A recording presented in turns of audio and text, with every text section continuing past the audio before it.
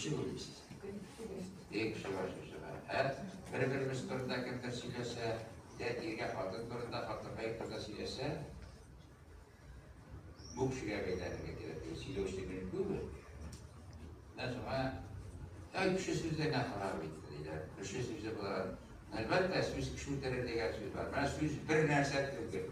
Biz sözge para birbirimizi yok geleceğiz. Sözge para koyda taraftarız. Sözge para koymasınız gelirler. Aşılımız sırar. Cirak para.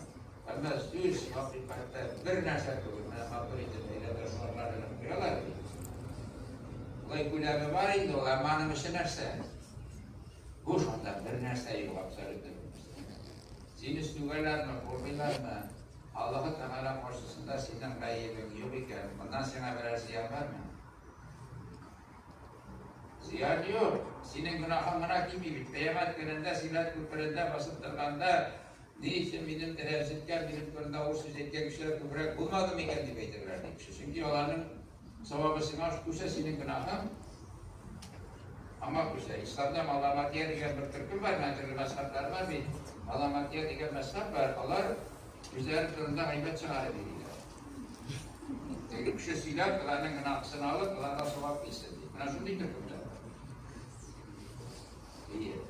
Benim bir evde gelip, benim senin Selaman'ı kanalı değil, kusuma top diğerlikle, ben de şu parayı kendi alıp koysam, bir bitem alıp kalam.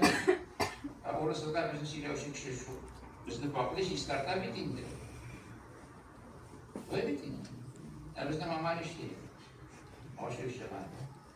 Aslında hukuklar yaşayıp maktiler, dinler, böyleler, faydalar koyarken senin istifamenin yokken bundan sana bir fayda var mı?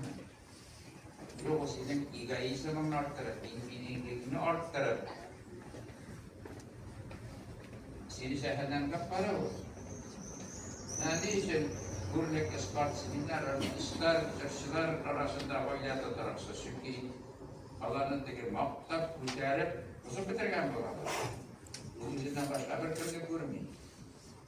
Egoizm şiirleştik de. Senin maktiler gelsin, senin egoizm şiirleri şoka burada başı da var bir tane. Şu maktasa iyi Rabbim, Allah'ın günahlarına vahuy, yine Allah ettiğine parakanda da yapşırabi. Tabası da var bitince. Şuna göre hakikat Allah'ta Kur'an-ı Kerim'de sizler bir neyse yapşılık görünür. Yapşılık sanatı. Hakikat o sizin için aşağı. Sizin aktarmanı yaratar mısın? Birisinde şöyle yapın. Ama makta o şekilde aşağı bakmış gibi.